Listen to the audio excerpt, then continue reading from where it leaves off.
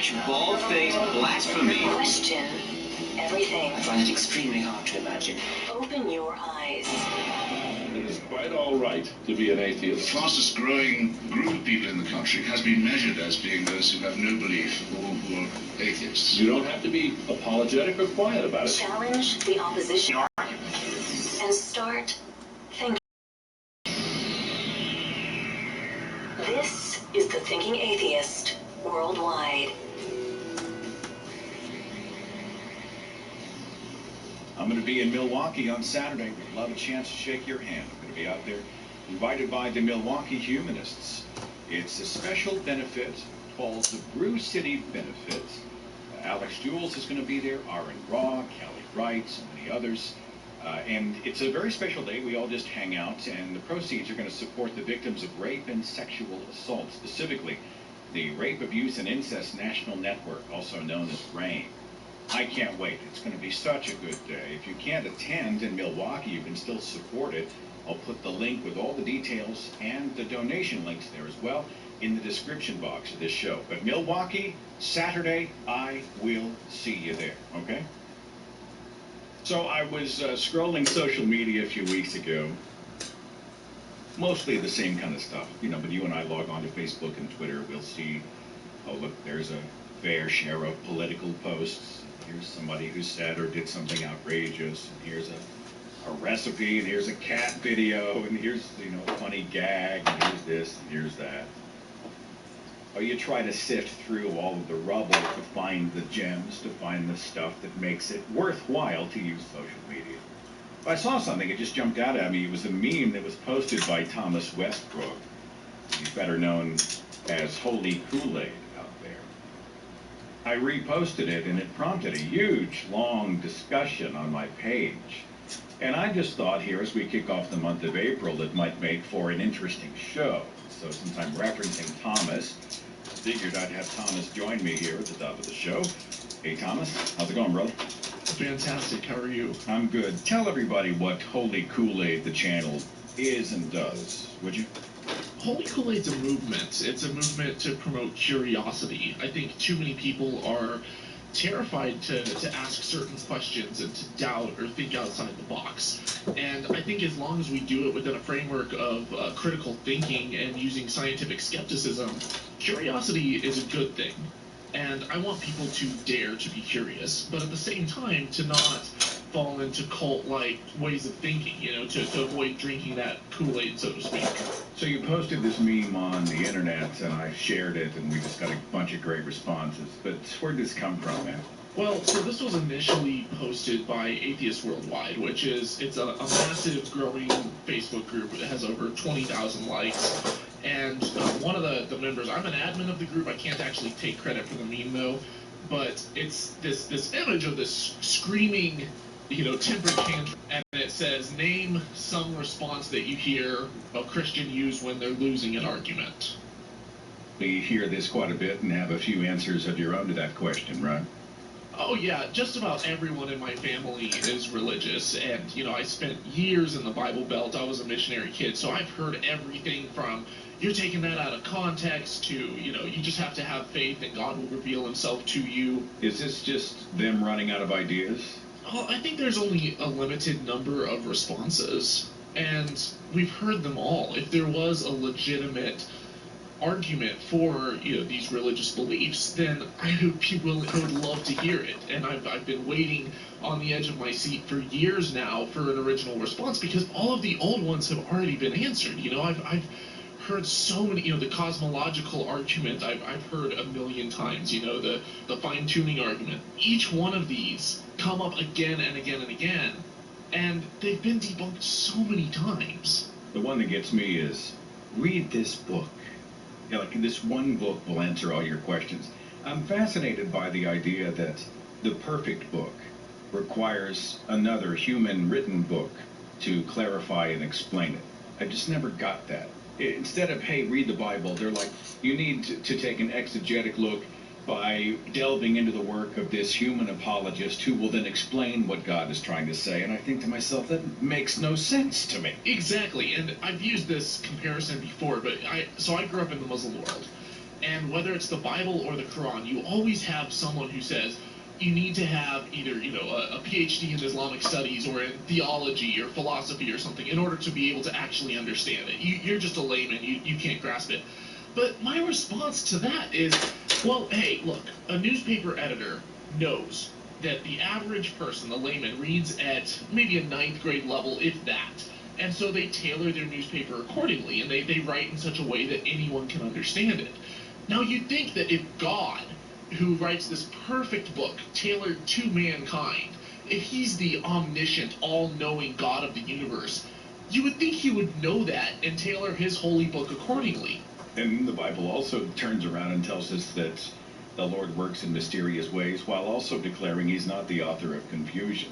I mean, there's an apologetic for any scenario. We're going to run down some of the best ones our listeners have submitted.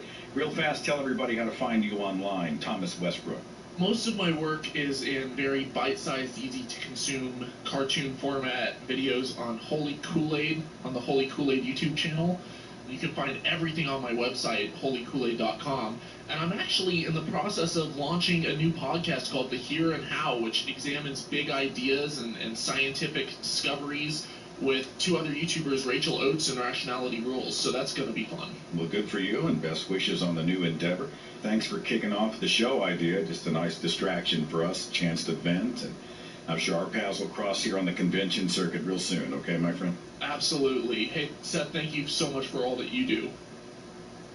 I'm sure you can already think of a bunch of examples. Name something a Christian says when they are losing an argument to an atheist.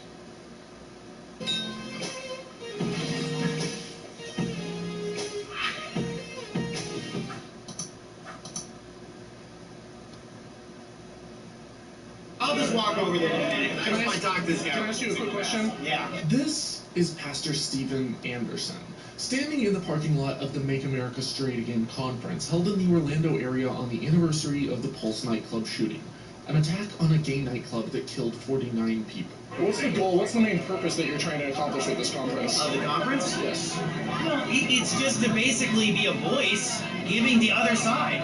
LGBT. They're sodomites. They're dogs. Yeah. That's what the Bible calls them. Dogs. Yeah. Dogs. On TV, Hollywood, the media, school, they're only getting a pro-homo agenda. So I'm trying to get people the other side. Yeah, the media advocates that gay people should be able to live normal lives and love who they please as long as there's informed consent. What's Anderson's alternative? Do you advocate for the genocide? I wish that every homo would die. Including yourself. Okay. Jesus! And this isn't the first time that Anderson has said something like this. I hate all homos and I wish they would all die. God told Moses, kill homosexuals, kill them all. That's what God said. If I had a button right here on the pulpit, I could just push this button and every would fall over dead. I'll push it until it breaks. I would push it until I break my finger. In the U.S., while free speech is protected by the First Amendment, inciting others to commit a crime is not. How does Anderson not get arrested for inciting people to violence? Well, for Pastor Anderson's statement to be illegal, he must technically be advocating for imminent lawless action, a standard laid out in the court case Brandenburg versus Ohio. Anderson gets around this by saying, Do you advocate that anyone here take No, violence into their absolutely not. hands? I'm totally nonviolent. It's a spiritual battle. Okay, it's words that I'm speaking. but clearly it's not just a spiritual battle. I don't give a rip whether they get married or not. Stone them with stones. And you know what? If we had a righteous government, homosexuality would be illegal like it was only a few decades ago. That right there is his out. Stephen Anderson wants a theocratic state, a Christian version of ISIS. He doesn't advocate for vigilantism, just for state-sponsored genocide based on an almost Sharia-like Levitical law. If we had a righteous government, homosexuality would be illegal like it was only a few decades ago. That'd be like saying, I'm totally nonviolent. I don't advocate that individuals in Rwanda slaughter the Tutsi people, but if we had a righteous Hutu government, they would just do the ethnic cleansing for us. Or, I don't advocate that anyone here kill Jews, but if we had a righteous government like the Germans did just 75 years ago, being a Jew would be illegal. I wish every single one of them would die. I hate them. They're filthy. They're disgusting. They're pedophiles. It's disgusting and filthy. Now, a lot of churches take a love the sinner, hate the sin approach about this. If someone is gay, but they don't engage in gay actions, why do you care about that? These stupid distinctions, LGBT, it's all one category, sodomites. Holy hell, is he saying that he not only wants to execute gay people for the harmless consensual acts that they do, but It sounds like Pastor Anderson just went full thought crime. Fundamentalists like this are a perfect showcase for the danger of taking your holy books literally. Now, before he left, I asked Stephen why other churches weren't trumpeting his message. I see a lot of churches that don't endorse homosexuality, but they're not getting protested. Why do you think that your Because church they're a bunch of cowards. They'll say it behind closed doors, but they won't say it to the camera because they don't have the guts. Many churches actually don't support Anderson's views, and we even had a pastor drive up during our peaceful protest to the conference to tell us that he condemned their message of hate. But I honestly think that Pastor Anderson is right here. There are a lot of churches who hold this hateful belief about gay people behind closed doors, and it's horrible. And this right here is the problem with religious moral frameworks. They're dogmatic and set in stone. While societies learn and grow and develop new and improved moral systems that maximize well-being and cause less pain and suffering, religions claim to be the unalterable final revelation of divine origins, and societies that stick with those theocratic legal systems remain in horrific barbarity, trapped in an unending dark ages. Finally, Pastor Anderson pieced out with class.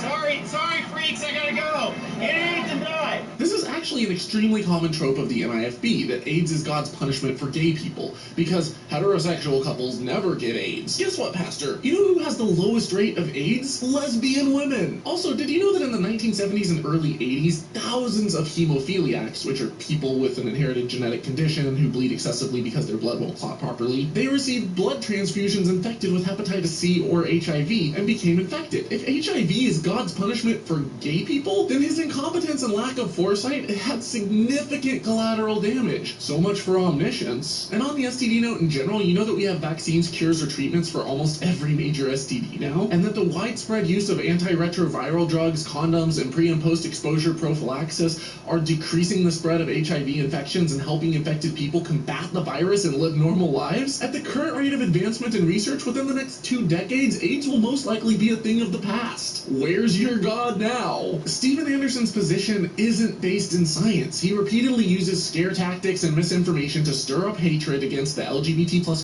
in his precious Bible. Fortunately, we don't have to oblige this exasperated wiener. His thought crime fantasy is not reality. Think for yourself, dare to be curious, but don't drink the Kool-Aid. On a side note, I think I know why Pastor Anderson is so grouchy. If you had a flute rape your ears like this every single Sunday, you'd probably be grumpy too.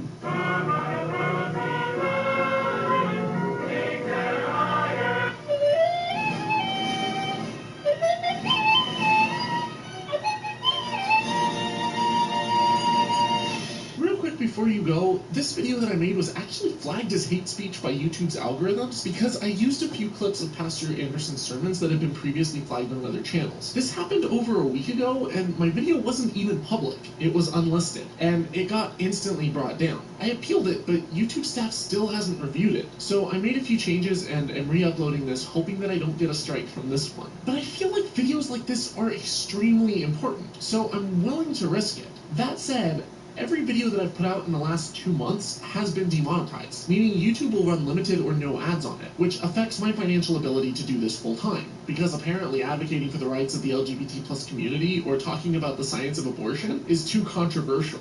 I don't do this for the money. I never have. But I have to pay bills, and basically what allows me to afford to have my videos demonetized and still talk about important issues like this is Patreon. On Patreon, you pledge a small dollar amount per video that I release, and you can cap it to limit the number of videos that you'll pay that much for each month. It's pretty much like a tip jar if you appreciate the work that I'm doing and want to support more of my videos. You can support my work at patreon.com/holykoolaid, or make a one-time donation on PayPal. The links are in the description below. There's also different perks depending on what tier you pledge at. And to all my current supporters and patrons, thank you. Y'all frickin' rock. And as always, dare to be curious, but don't drink the Kool-Aid. What up, guys?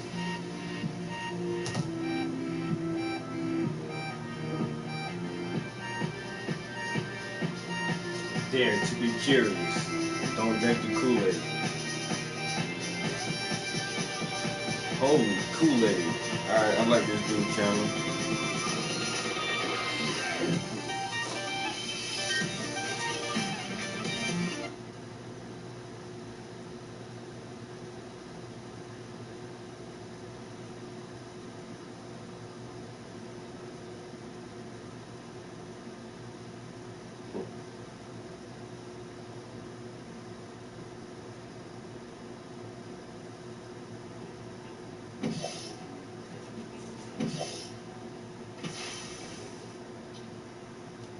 us who've been in these conversations know what it's like when you hear an argument, a claim, a position, and it's refuted.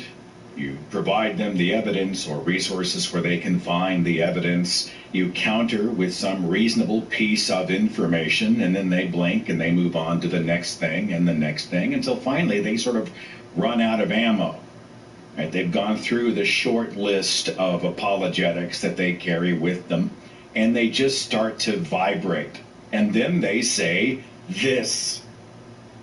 And number one was, I'll pray for you. Now, this is something that can be done with sort of an attitude of compassion, rarely, but you'll see someone say, I've seen people cry. I've had relatives, they'll cry. I'm going to pray that Jesus will reveal himself to you in the way that he's revealed himself to me. And it just grieves me that you live without knowing Jesus personally in your heart, that you're missing out on the joy that I feel. It's a genuine expression of emotion. She wasn't really trying to be condescending. She felt hugely grieved that I was not a believer in her Jesus.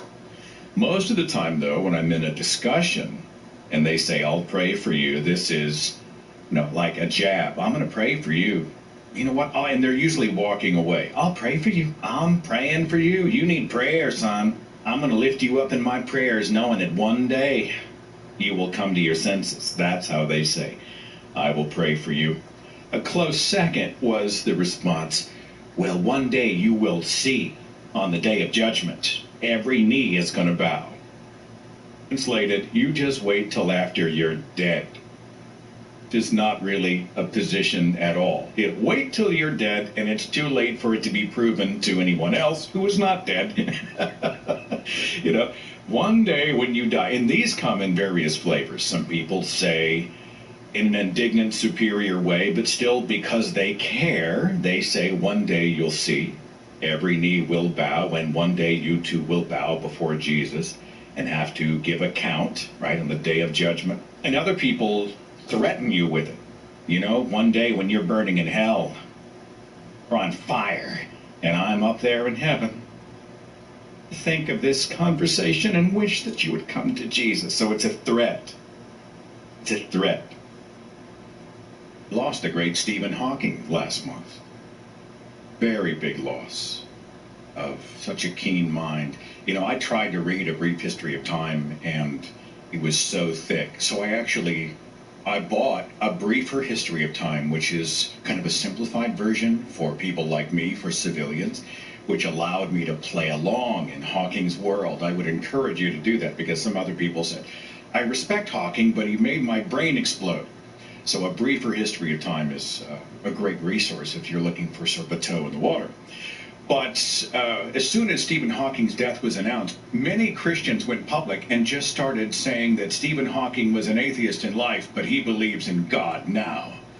Some tweets that were posted by Michael Stone on the Progressive Secular Humanist page at Pathos. Stephen Hawking is burning in hell. Funny, his final thoughts were that he was going to enter eternal darkness, but when he woke up, he found himself before the Lord, his soul judged by him to be tortured for all eternity in the realm of Satan. By a guy named Alexander, I'm sure posted in love, grieved in his spirit. Oh my, his name is Magaloid Milf Man. Are you shitting me? That Stephen Hawking is burning in hell right now? He says Stephen Hawking going to pull up hell and Satan going to be waiting for him like... It was by Westboro Baptist Church. This is not a surprise, where they quoted Psalm 14:1, the fool hath said in his heart there is... And they called him a foolish, corrupt, and abominable person. Well, we consider the source, right? Tweet, Stephen Hawking's burning in hell right now. He is in hell because he was a scientist? What? What? How pathetic are these people? Instead of grieving the loss of a human brother, instead of feeling for his family and his friends and his fans and for those whose life had been positively impacted, instead of grieving the loss of a great mind, their first thought is, well, he's cooking now. Down there screaming and wailing and crying out for a drop of water on the tip of his tongue, and yet there shall be none. He should have accepted Jesus when he had the chance. And the rest of you who think that we're being hateful, well, you'll just see when you're dead.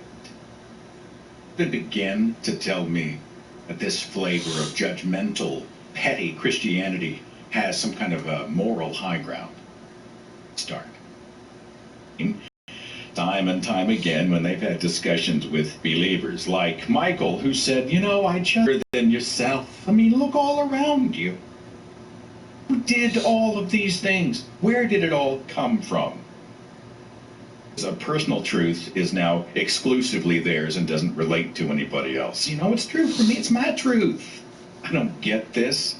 Like gravity is not your truth. Right? Gravity is not just your fact. Gravity is a fact. You know, the planet's spinning. This is not your truth. This is a fact. It's an observable, established, demonstrable fact. And so you can't just retreat into, well, it's my truth. It's true for me, and therefore it is true with a capital T. Michelle said you're taking it out of context.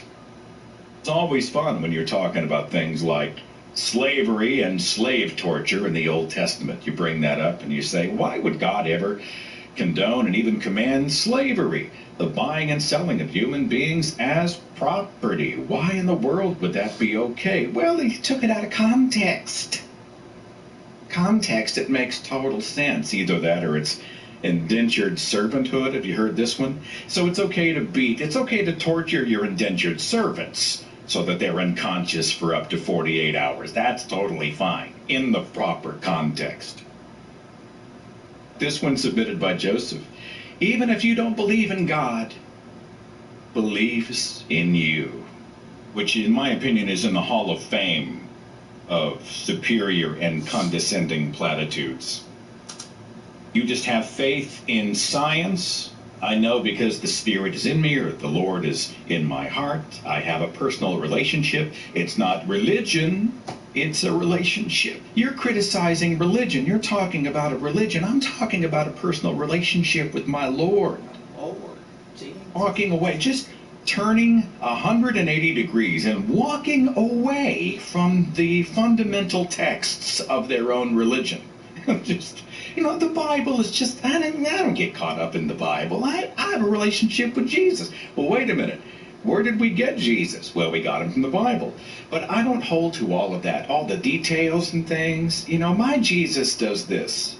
My Jesus acts like that. My Jesus has told me this. My Jesus has told me that. Everybody constructing their own Jesus, and all those Jesuses are essentially arguing with each other. This Jesus is a Jesus of judgment, and he's going to send you to hell. But no, this Jesus, my Jesus, would never send anyone to hell. My Jesus is a Jesus of love who wants everyone to come and be with him in heaven. My Jesus wants you to bow down and say the salvation prayer and repent and all these things. And my Jesus just wants you to be a good person in your heart. Jesus knows the heart. He won't judge anyone, send anyone to hell if you live a good life. But people have all these Jesuses. Hell, on the outside, the Jesuses look different. You got white Jesus.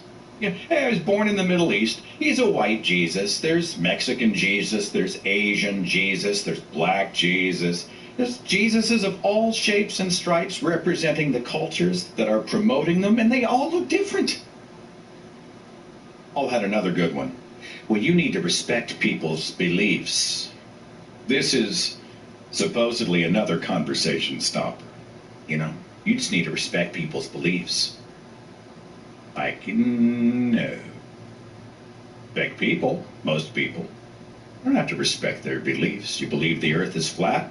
You think that's going to get respect? Not so much. You want to believe in a super baby who was born 2,000 years ago and nailed to a few pieces of wood to save the world from a problem that he himself created? Not so much. I mean, you think about Christians and you say, I think you should treat Islam with respect. Watch the look on their faces. Well, that's a lie. False teaching. I don't respect Islam. Ask the Islamist if they respect Christianity or Mormonism or Scientology or something. I mean, these people don't respect each other's beliefs. What they're saying is, well, you have to respect my religion. There are a few people out there that put the coexist stickers on their cars. I don't like that sticker either.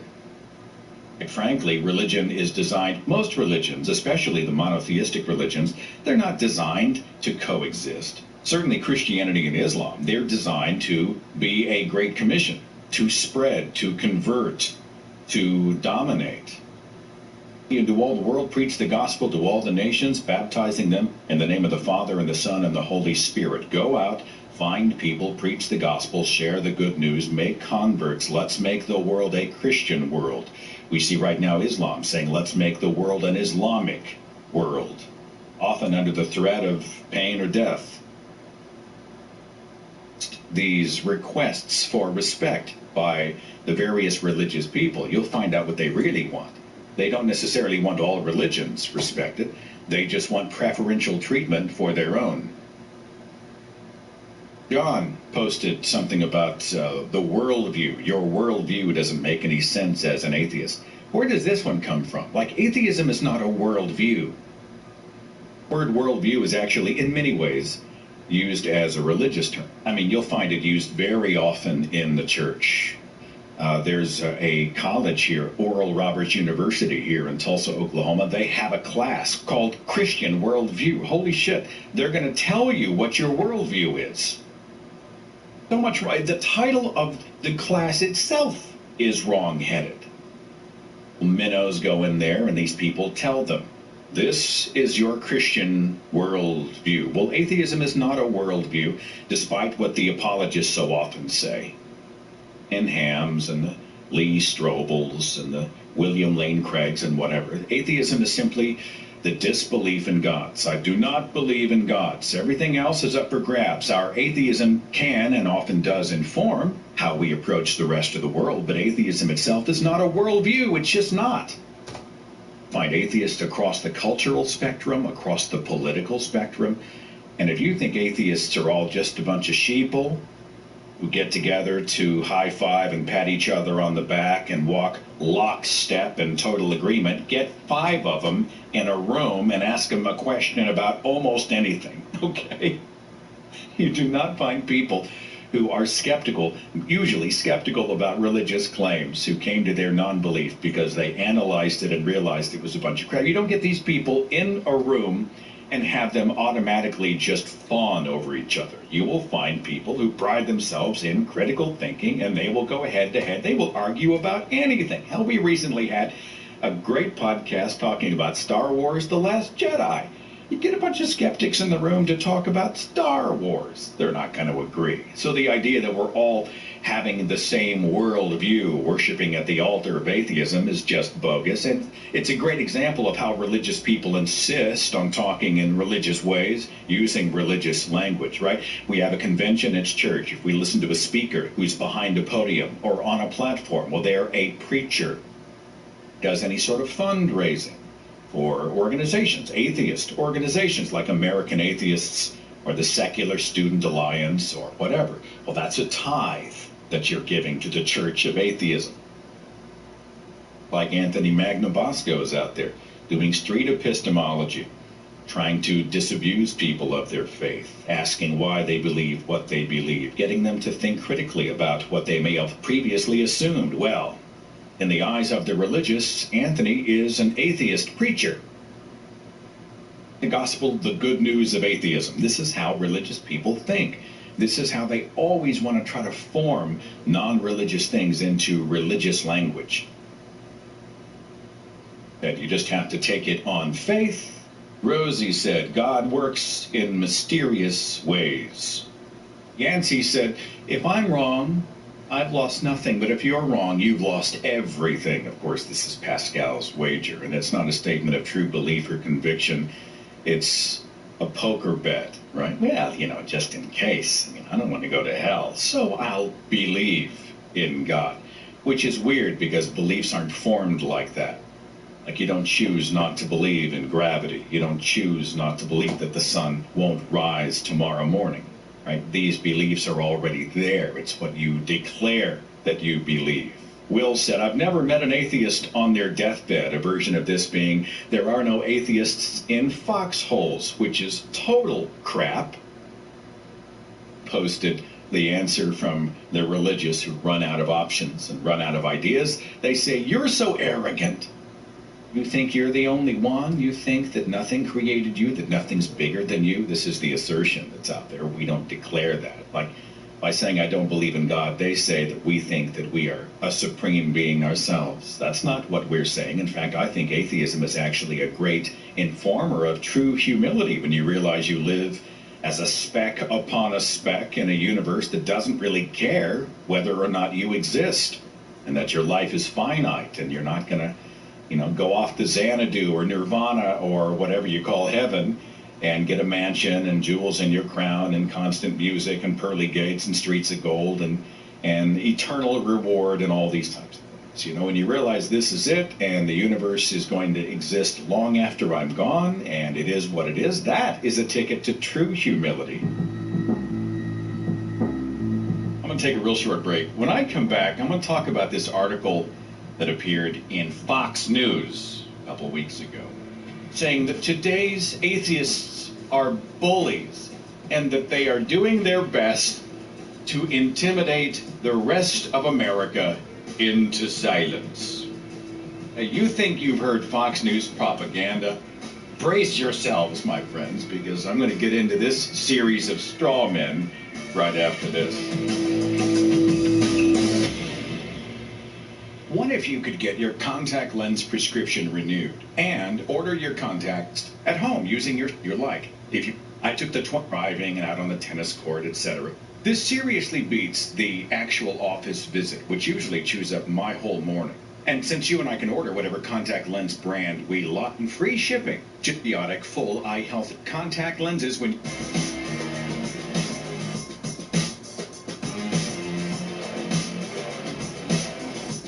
My wonderful patrons get a commercial-free version of this broadcast, and they get it 2 days early, plus a bonus broadcast every single month. If you'd like to support me on Patreon, it's patreon.com/Seth Andrews.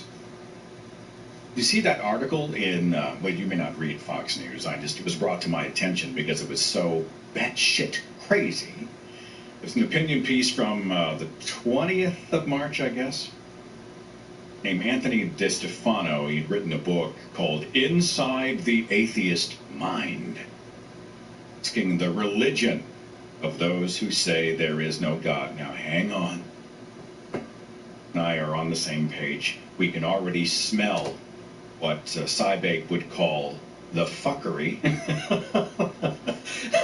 But stick with me. The article was titled, "Today's Atheists Are Bullies, and They're Doing Their Best to Intimidate the Rest of Us into Silence."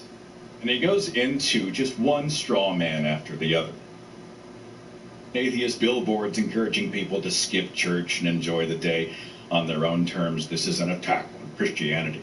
And the Freedom from Religion Foundation's protest about having the Reverend Billy Graham laid out in state at the Capitol, as a governmental exercise, a taxpayer-funded exercise, was inappropriate, promotes the lie that we can't stand to hear someone wish us a Merry Christmas because our thin skins and delicate sensibilities won't allow it. You gotta be shitting me. I host the Thinking Atheist website and radio podcast, and I say Merry Christmas because it's what the holiday is called.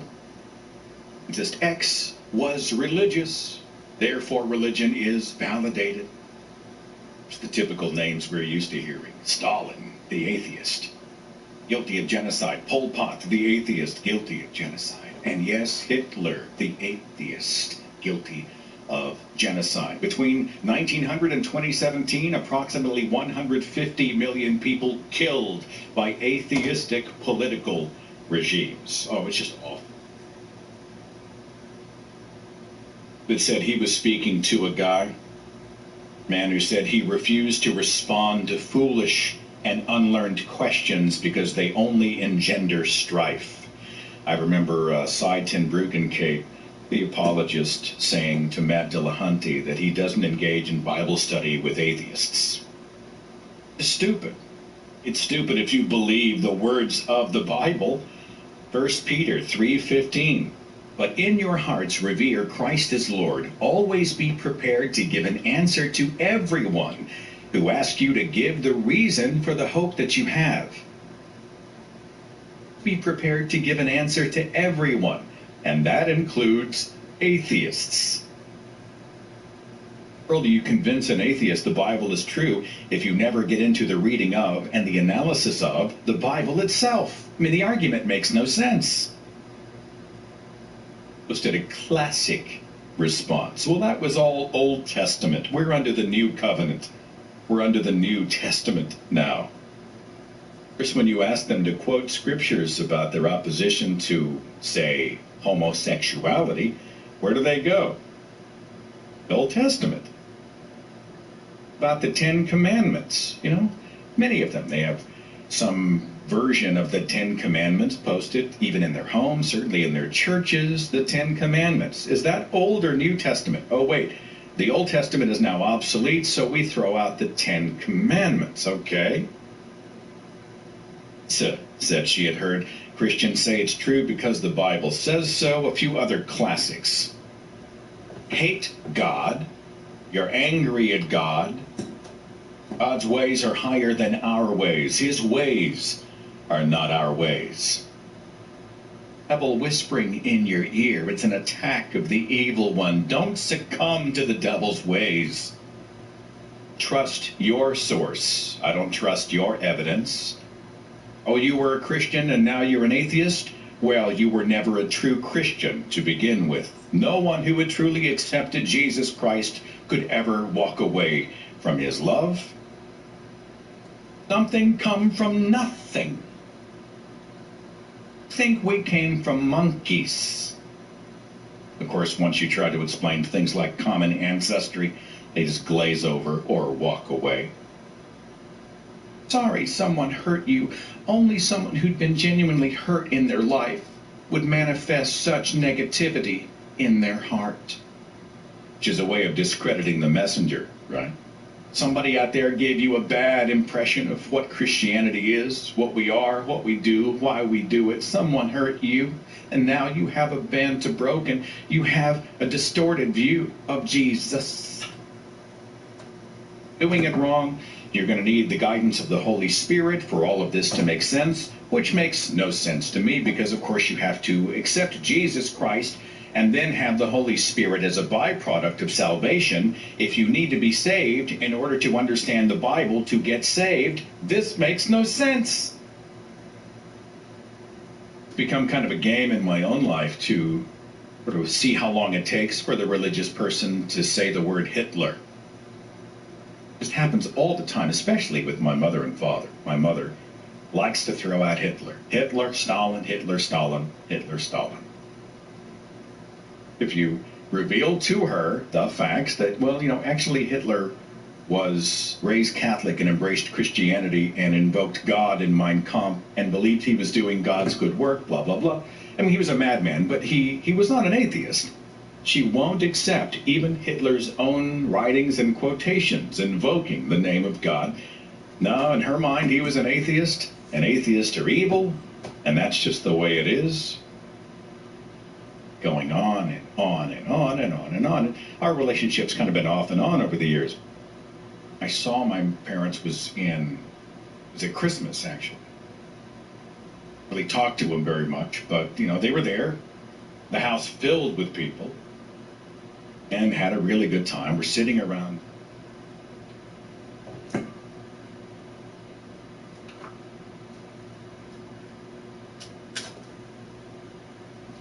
Hey. Oh my God.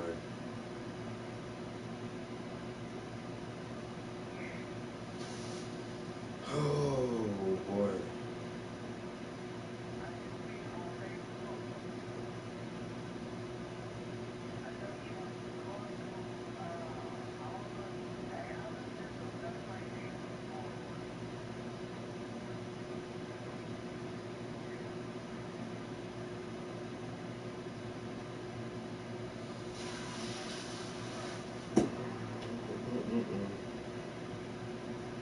Maybe he just had a kid. No, I'm in the studio painting. I'm actually on YouTube right now. Alright. Room table enjoying our Christmas dinner, okay? And it's me and Natalie and some other members of my family And then mom and dad are off to my left, sort of around the corner of the table. But we're talking about, I don't know what. We're just having a good time. We were having a great Christmas evening. Just dumb stuff and sharing stories and laughing and doing what families ought to do. And someone in my family, I don't want to name her, it's extended family, but I guess the people on my family tree just don't talk about what I do. Be this hush-hush thing. I cannot imagine somebody in my family who didn't know what I did for a living to be an atheist activist full-time. With the most innocent face, I've been talking about Natalie and me going to Australia a few years ago and the flight back and just travel stuff. Someone had been on a cruise and so travel. And so she says to me, she says, now you travel quite a bit. But I don't really know what you do. What do you do for a living? I didn't look over at my mother. Looked. I did not look. And I answered it in the most diplomatic way that I could. But I answered the question as to what I do for a living. And we sort of sprung off of, well, it began with a blog, and I'm a radio host. I've written a couple of books, and I do probably 35 speaking dates throughout the year. We're here at Christmas isn't to make my parents uncomfortable, but this is who I am and this is what I do. It's a very simple answer to a very innocent question, okay? Well, Natalie in the car said, did you see your mother's face? Didn't even look. Expression. And I guess Mom, she looked like Medusa. The green light in her eyes, and I guess she just was scowling with contempt just oozing out of her, and I can see it happening. I mean, the idea that I would be honest about what I do, about who I am, about what I think at a family gathering, such a controversial thing, grieves her so much. Everyone else is supposed to be able to live their faith. I'm supposed to shut my mouth. And so I told Natalie, all right, well, I'm going to get a text. Probably going to be in the next couple of days, but I'm going to get a text from Mom. You just wait. So 2 days later, I received this, and I'll just read it to you. My mother said, wonderful son, whom I love much. Your desire to lead other family members down your path of destruction, do not do it. When Jesus comes to you, do not turn him away. Now realize it, but you are being called a fool. Wake up before you and your cohorts become ashes under the feet of those who did not turn Jesus away. I love you very much. I'll try to turn family down the path of destruction. I did simply that I just answered the question. I wasn't evangelizing atheism at the table. I just answered the question as to what I do for a living. And I was pretty damn diplomatic about it. And which makes no sense to me because, of course, you have to accept Jesus Christ and then have the Holy Spirit as a byproduct of salvation. If you need to be saved in order to understand the Bible to get saved, this makes no sense. Kind of a game in my own life to how long it takes for the religious person to say the word Hitler. It just happens all the time, especially with my mother and father. My mother likes to throw out Hitler. Hitler, Stalin, Hitler, Stalin, Hitler, Stalin.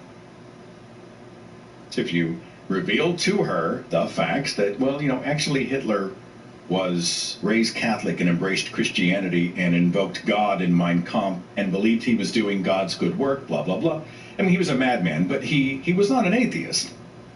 Would accept even Hitler's own writings and quotations invoking the name of God. No, in her mind, he was an atheist. An atheist are evil, and that's just the way it is. Going on and on and on and on and on. Our relationship's kind of been off and on over the years. I saw my parents was at Christmas, actually. People. A really good time. We're sitting around the dining room table enjoying our Christmas dinner, okay? And it's me and Natalie, members of my family, and then Mom and Dad are off to my left, sort of around the corner of the table. So we're talking about, I don't know what. We're just having a good time. We were having a great Christmas evening. Just dumb stuff and sharing stories and laughing and doing what families ought to do. And my family, I don't want to name her, is extended family. But I guess the people on my family tree just don't talk about what I do. Be this hush-hush thing. I cannot imagine somebody in my family who didn't know what I did for a living, which is to be an atheist activist full-time. With the most innocent face, I've been talking about Natalie and me going to Australia a few years ago and the flight back and just travel stuff. Someone had been on a cruise and so travel. And so she says to me, she says, now you travel quite a bit in your work, but I don't really know what you do. What do you do for a living? Look over at my mother. He looked. And I answered it in the most diplomatic way that I could, but I answered the question as to what I do for a living. And we sort of sprung off of, well, it began with a blog, and I'm a radio host. I've written a couple of books, and I do probably 35 speaking dates throughout the year. My desire here at Christmas isn't to make my parents uncomfortable, but this is who I am and this is what I do. It's a very simple answer to a very innocent question, okay? Well, Natalie in the car said, did you see your mother's face? Didn't even look. Expression. And I guess Mom, she looked like Medusa. The green light in her eyes, and I guess she just was scowling with contempt just oozing out of her, and I can see it happening. I mean, the idea that I would be honest about what I do, about who I am, about what I think at a family gathering, such a controversial thing, grieves her so much. Everyone else is supposed to be able to live their faith. I'm supposed to shut my mouth. And so I told Natalie, all right, well, I'm going to get a text. It'll be in the next couple of days, but I'm going to get a text from Mom. You just wait. So 2 days later, read this, and I'll just read it to you. It said, wonderful son, whom I love much. See your desire to lead other family members down your path of destruction. Do not do it. If this comes to you, do not turn him away. Not now realize it, but you are being called a fool. Before you and your cohorts become ashes under the feet of those who did not turn Jesus away. You very much do not try to turn family down the path of destruction. Responded simply that I just answered the question. Evangelizing atheism at the table, I just answered the question as to what I do for a living. And I was pretty damn diplomatic about it. And she sent a few more volleys, and I finally just thought, what am I doing? And so I just blocked her. Blocked my mother. So now both parents are blocked on my cell phone. If there's an emergency, they can dial Natalie or something. They can find me, but they're not able to contact me directly. They have forfeited the right to contact me directly, and that's just a hard stand that I've taken in my own life. Natalie asked me what that felt like. What's it feel like to block your own parents? And I said, honestly, after all this time, I feel like I'm blocking spam. It's just sad. I don't feel any grief. I don't feel heartache. I don't feel the sense of loss. I feel like I just blocked a spammer. But I found the text itself very interesting. I mean, if you dissect it, you see language that is curiously like that of an abuser. And I'm not saying that Mom is abusive. Okay, Mom is what I call a victim of bad ideas. Mom and Dad both are sort of indoctrinated with bad ideas, and they're doing what they do because they genuinely do fear hell. But they are also, whether they mean to or not, acting and speaking in some ways like an abuser, right? Did you listen to the language in the text? Love, destruction, love, you're a fool, love, you will be ashes under the feet of those who don't believe. Love, destruction, love, destruction, love, destruction. Very clear in all the text that she sends that talks about the rejection of God and the consequences and how I'm crazy and I've done all these other things, an embarrassment to the family. She always makes sure that several times in that message it says, I love you, I love you, I love you. And I don't doubt that her love, as broken as it is, as distorted by religion as it is sincere. But this is very much the language of an abuser, isn't it? You're going to burn. I love you, you will be damned. I love you, but you're foolish and shameful and out of your mind. It's an interesting case study in indoctrination, inherited belief systems, wild insecurity about a supposedly demonstrable truth. The perversion of love-based language to try to sort of threaten other people into submission. It's really a threat. You will be ashes under the feet of those who did not reject Jesus. I'm amazed at the wild insecurity on display. I would think if you were a person of real conviction, that you would be eager for someone to say at the table, well, I don't believe it. And here's why. Because it would give you an opportunity to be able to prove your case. The case for Christ, as Lee Strobel has framed it, is so demonstrable, so undeniable. Why in the world would somebody be threatened by non-belief in it? I also think that this particular text, Christianity loves its happy, clappy verses, talk about turning the other cheek and loving your enemy and love your neighbor as yourself and all those things. The poor and charity. I mean, you can look in the Bible and find laudable, wonderful verses, but at its core, all of this is propped up on a threat. It's propped up on the threat that if you don't comply, God is going to cook you forever. He will destroy you in flesh and in spirit, which I'm not sure I fully understand. Because if you are spirit, how do you burn in hell? Is there flesh and then it's burned and then regenerated and then burned again? Or is your spirit somehow writhing in torment, in physical flames? There's a lot about hell that doesn't make any sense. But it's a threat. Christianity is a fear cult that tells people, accept or you're going to pay, and you'll pay dearly.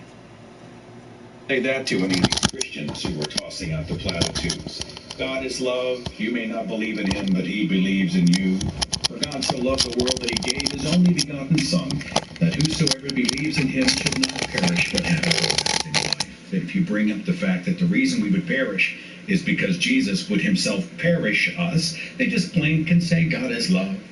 God is love. They become my father. The Bible is true. The Bible is good. The Bible is perfect. The Bible is true. The Bible is good. The Bible is perfect. Look to that story, if I may, about my parents, and the only reason I'm sharing this very personal stuff. One, I don't know really who else to tell. And two, after 10 years of crossed boundaries, I have decided that perfectly fine with making my mom and dad a case study in how religion damages families. I'm not trying to shame anybody, but I think, quite frankly, if you're going to conduct yourself in this way, I'm going to use you as an object lesson on the radio and elsewhere. So my folks are blocked on my phone. They can't access me. They can't cross boundaries with me in this way anymore. I've drawn that hard line. So my wife, Natalie, gets a text from Mom out of the blue, and it says, "Hi, Natalie. Like to come to church with us?" Oh, it seems so innocuous on the surface. But knowing the history, knowing the people, I am absolutely convinced this is a chess move and really a violation of boundaries. Right? You can't get into my life, go after my spouse. Well, Natalie's her own person. I mean, she can decide for herself what she wants to do. And she's not having any of this. She's not even an atheist, but she's not going to church with my mom. She can see the train coming. She has no desire. She told me, I'd rather spend the day with you anyway. Let's go hang out. She doesn't want to go to church. She's not interested. But it provides yet another example of how dysfunctional religion makes many families and how bizarre and inappropriate behavior is so often justified in the name of God. Tragic all the way around. It's one of the reasons I do what I do, because I'd like fewer people to have to navigate through all this weirdness and insanity in their own lives. That'll do it for the broadcast today. And sweet, kind of ranty today, I guess. I will be back next Tuesday with the broadcast which was recorded at the American Atheist National Convention. It's my 50th birthday broadcast. The birthday's coming up. I'm enjoying the last few days of being 49. And because I want to share my birthday and this special occasion with the people I care about, the people who have my back and get me, and whose company I enjoy, well, that would be mostly atheists. And so anyway, I had a great time out there. That broadcast is going to release next Tuesday, and that's going to be a lot of fun. Later on in the month of April, I finally have Dr. Abby Hafer joining me to talk about the not-so-intelligent designer. We got delayed on this one because she's just been so busy. But she's got a great book that talks about these really crappy examples of design. You know, people are like, oh, you just look at us and know that there was an intelligence behind how everything is made, especially the human machine. And Dr. Hafer goes through and she's like, no, actually this sucks, and this is crap, and this is inefficient, and this doesn't work. She's got just some good stuff she's going to share with us. That's coming up a little later on here in the month of April. I'll be honored to have her on the show. I hope your week is wonderful, my friends. I'll see you back here next time. Take care. Follow The Thinking Atheist on Facebook and Twitter. Watch dozens of original videos on the Thinking Atheist YouTube channel. And visit our website for resources, links, contact information, the editor's blog, and more. thethinkingatheist.com.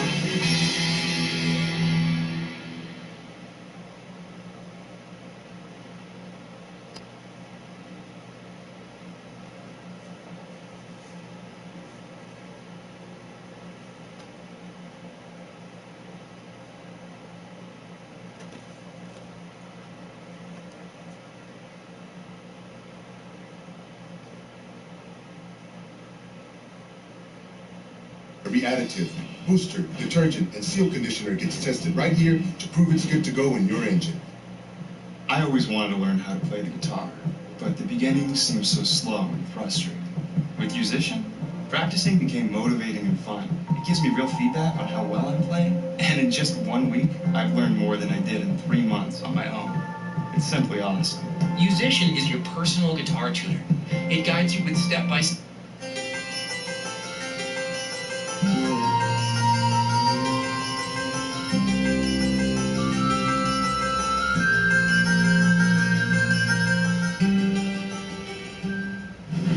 How many of you are podcast listeners? How many of you have no idea who I am, but you heard there was free food or something? Okay, I'm glad to hear that. We ran in the door, we ran to set up, ran to change clothes, and here I am. I look like Nixon when he's debating Kennedy. You know, I'm sweating, forgive me. Anybody has a paper towel or something, I'd certainly take it. What I'll probably do, with your permission today, is it's a variation of a presentation I've been giving around the Midwest that is very, very close to my heart.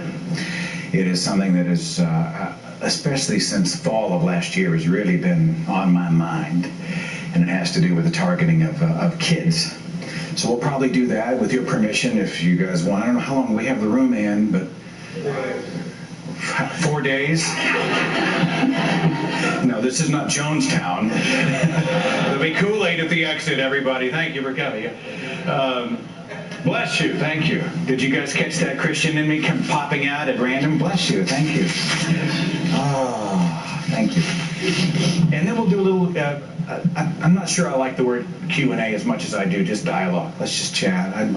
I'll be learning as much from you as you are from me, okay? Okay. Well, I brought a special guest with me, and I'm going to go ahead and bring her up because I feel that introductions are important. If you're going to introduce your family, you better introduce the family. Now, I'm not shameless enough to bring a puppy to a live event to try to endear myself to the audience. After all, that would be a shameless thing to do.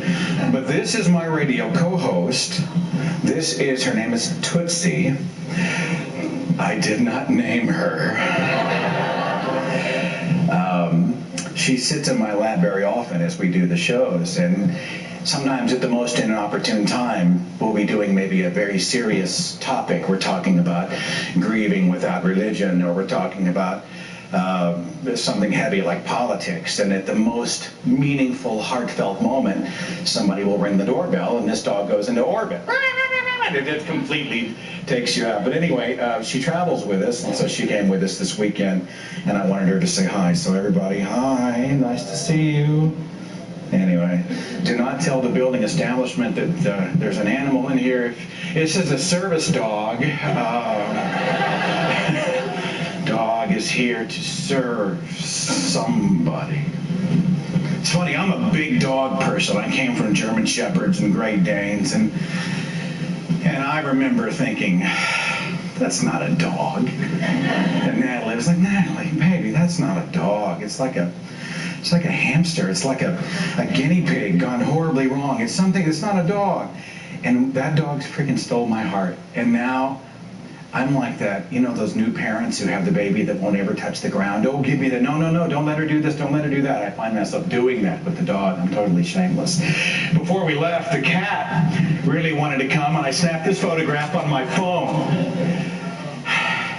Anyway, we'll go home and see him tonight, but I always like to bring the family with me when I do these live presentations. Thank you so much for coming out, for chewing into part of your weekend on a Sunday where you could be at the lake or could be doing anything. You came here, and I'm tremendously honored, really, I'm not blowing smoke, to be able to do what I love and to be able to go and meet wonderful people in places like this. To me, is just like, it's like a vacation. It's like breathing. And so the idea that you all came and took the time to be here is a tremendous compliment, and I'll try to be worthy of the time that you sort of sliced out of your weekend.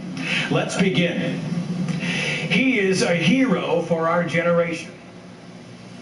He's a champion for truth and justice and all that is good in the world. In fact, he travels the world vanquishing evil. He is Bible Man. Who's familiar with Bible? Anybody seen Bible Man? A couple of you. He's an evangelical superhero in a TV series that is targeted directly to children. He has superhuman strength and all sorts of cool stuff, as spoken about in Ephesians chapter 6. He's got the shoes of peace. He's got the waist belt of truth. He's got the shield of faith, the breastplate of righteousness, the helmet of salvation, and the sword of the Spirit, which looks like a lightsaber. Now, this show debuted on TBN like 20 years ago, back in 1994. It was picked up by Thomas Nelson Publishing, the behemoth publishing company. Picked them up, and the first half of the run, I think, starred the middle brother from 8 is Enough. Anyone here old enough to remember the TV show 8 is Enough? I remember that show. Put your hand up. You got to own it. You got to own it. The TV show is targeted to children ages 2 to 10. And there's Bible Man stuff everywhere. You can buy action figures, there's video games, there's puzzles, buy your own light sword, you can get a mask and a cape, and they can run around the house, run around the neighborhood, vanquishing evil. All right, maybe you haven't heard of Bible Man as much as you've heard of these guys. Anybody know who this is? It's Bob and Larry. It's the Veggie Tales. How many of you came from religion? Whoa, okay. This is almost like a 12-step meeting then, isn't it? When I was in Christian radio for over a decade at KXOJ Radio, which, by the way, this is totally off the subject. I just found out that they have removed me from the history pages of the website. I'm guessing that they don't want Seth Andrews to appear in the Google searches that are done. They don't want KXOJ to appear if anyone Google searches Seth Andrews, so I have been essentially sliced out of a decade of the radio station, which, I mean, if you have to say it out loud, this is not the first time that Christians have revised history when it became inconvenient. When I was on KXOJ, we loved the Veggie Tales. We loved it. We had them out to live broadcast. We had Veggie Tales movie premieres. They actually debuted a big, one of the new DVDs, and we showed it at a big auditorium in Tulsa called the Mabee Center, the ORU Mabee Center. We had a big live event, and people brought their families out, and it was a big deal. And they taught moral lessons. A couple of the videos, or one of them's called Where's God When I'm So Scared? And Josh and the Big Wall. God wants me to forgive them. Now, we like the VeggieTales because they provided an alternative to what the world was offering, right? All the worldly entertainment out there, and they were teaching moral lessons. And on the surface, who could argue with it? What great lessons? Overcoming fear, overcoming adversity, forgiveness. Good stuff. When you're in the church, we celebrate it. What an amazing opportunity to give children life lessons wrapped in Scripture and sort of rescuing them and protecting them from the world. And in fact, we found that there was all sorts of VeggieTale stuff you could get for your kids. You can give them a Bob or Larry costume, or they could be Junior Asparagus, and they could play an instrument or ride in the car or wear the backpack, play the game. There's even a veggie nativity scene that you can buy. Now, who's the target? Children.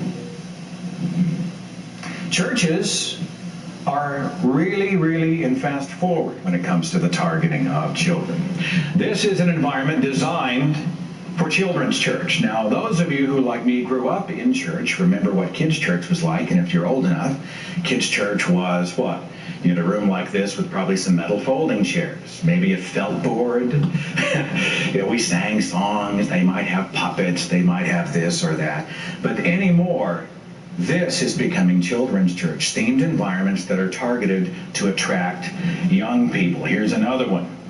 It's produced by Wonderwork Studios. It's a movie theater theme. You actually walk under the marquee and into the theater, and they have a stadium-style setup with a big stage on it for them to learn about Jesus Christ. Here's a luau theme where you go into the hut on the beach. Maybe there's even Hawaiian music playing in the background. Here's another one done by Wacky World Studios. It's an entrance to the classrooms through the heavens or through the clouds. You're actually in the sky, and you're walking among the clouds. One of my favorites, done by Worlds of Wow, it's a seafaring theme where the child workers, the secure children's check-in workers, all stand inside the ship, and the kids go check in. Arr, matey. I don't know if they do the pirate thing. That's just the... But come on, come to on your adventure kind of a thing. And this is done mostly to attract what in the church we called seekers. Now,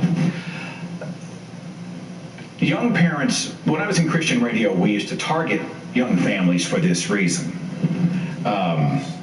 We were targeting seekers. We were targeting people, and let's say there's a husband and wife. Maybe they've been involved in church, maybe they haven't been involved in church. But they have a kid, and they have a conversation that goes something like this. Honey, we need to have our child in church. You know, we haven't really gone in a long time, and we just haven't. But, you know, now we're not just talking about you and me. We're talking about our children. We need to. And can anybody relate to this conversation? We are going to find a church. We're going to go every Sunday. We're going to do the right thing by this child. And so they start to pinball around looking for where the Lord will lead them, which is the church that they enjoy the most personally, right? This is what we do. We take our own feelings and thoughts and we project God onto them. And so seeker-friendly churches are churches that are designed so that everything they do is sort of an advertising thing. And they do it for legitimate, mostly for sincere reasons. They really want you to come and belong because they want you to be a part of the kingdom, part of the church family here on earth, but also eternally. They're operating largely with sincere motives. I really believe that. And so what they would do is everything from the greet ministry, the handshake ministry, the people who would greet you at the door, who you are, how you look, how you're dressed, squaring your shoulders, the words that come out of your mouth, the kind of handshake. All of those things are really looked at to make sure that you're giving a great first impression to the people who come. The type of worship experience they have. You'll find a lot of seeker churches don't do the hellfire and brimstone sermons nearly as much. They're not doing the polarizing, hardcore scriptures. They're doing the Joel Osteen thing, right? Happy, happy, joy, joy stuff. You know, you can be anything you want to be in the Lord Jesus Christ. That kind of Mentos commercial preaching that we have all seen out there. And they create environments where children are brought in and they say, oh, wow, Mom, Dad, look at this amazing place. I want to come back here. We had so much fun, and we sang songs, and everything was so colorful. And Mom and Dad say, did you see their children's ministry? Wow, what an amazing. These people really are focused on kids. And he'll want to come back here every Sunday. Let's keep coming. This is a strategic thing. And again, it's largely done, at least here in Protestant Christianity, for sincere reasons, but it's done to attract children. Normally, children will, in many cases, decide where the mother and father attend. So if you can get the kids, you got mom and dad. And it's not just young children either. CNET did an article about technology in the megachurch and how they're using computers and all of the bells and whistles to try to make church a sensory experience. Here's a youth group that was featured in the New York Times. They're about New Life Church in Colorado Springs. These kids are all in, right? They're not dressed up like we were growing up. You're going to dress up in your Sunday best. Well, today it's come as you are. Blue jeans and T-shirts are fine. Piercings and tattoos are fine. Whatever. Just come. You're welcome. And I'm sure the youth pastor on stage, although he's not in this photograph, is probably dressed to appeal to young people. He's advertising, right? He's wearing the hip jeans. He's got the untucked shirt. He's got the earring, spiked gelled hair. He's got the look, right? And they're doing the youth thing. And these kids are totally sold out. They're a generation charged to rescue a generation. Here's how youth groups are branded these days. When you and I were growing up, it was called youth group, right? What time's youth? 8. Okay. In the bulletins, youth meeting, 7 o'clock. Youth on Sunday. Now they have very catchy names and brands, just like you would market a product. This is, unless you think this is an American phenomenon, this is actually a church in Queensland, Australia. And they've got a very hip, cool, edgy kind of a look. Well, I went through and found some of the names of youth groups and how they are named and branded, and there are thousands, but I brought some of the most interesting or catchy ones with me today. Names like A2J, Addicted to Jesus, Aftershock, Blaze, Club 316, DOC, The Disciples of Christ, DV8, that's the letters, DV8, edgy. Club 316, DOC, Edge, Elevate, Flipside, Fusion, Generation Now, Ground Zero, H2O, Impact, Lifehouse, MVP, No Limits, 180, Planet Youth, Riot, Radiate, Raw, Real Life, Refuge, Swag, Summit, Tsunami, 24/7, U-Turn, Warehouse, Youth Action, Zero Gravity, Zion, and The Zone. And they populate their youth groups with stuff to attract young people, not just on Sunday, but during the week. They'll put in video games, sometimes Xbox, PlayStation, Nintendo setups. They'll do arcade. They'll pull in pinball machines and fully stand-up arcade games. Some churches do indoor cage basketball. Have you guys ever seen, there's a church in Tulsa that did it. I want to say it's Grace Church, did like a half-court indoor cage basketball. It's awesome. I mean, it's like, I think it's Grace. It's like a... It's a big cage that's painted black or red. I've seen so many I get them confused. And you actually go in and you're playing ball. And it's designed as a rec hall, a place for young people. And again, they're wanting to provide an alternative to all the stuff that is worldly, that is involved or instigated by Satan. They want environments where kids, young people want to hang out. Here's a youth lounge in Metro Church, Birmingham, Alabama. Just a place to chill out. Maybe you've heard of this church in Lake Forest, California, the church of Pastor Rick Warren. Saddleback Church, check it out. They've got full concert quality lighting and sound, fog, pyrotechnics, full media, video. It's really a show designed to bring people in. We are advertising. We are marketing. Okay? By the way, it was an extremely tragic story. I guess it's been, 4 weeks or so, 5 weeks, about Rick Warren's son committed suicide. Tremendously. Just a horrifying story, which shows you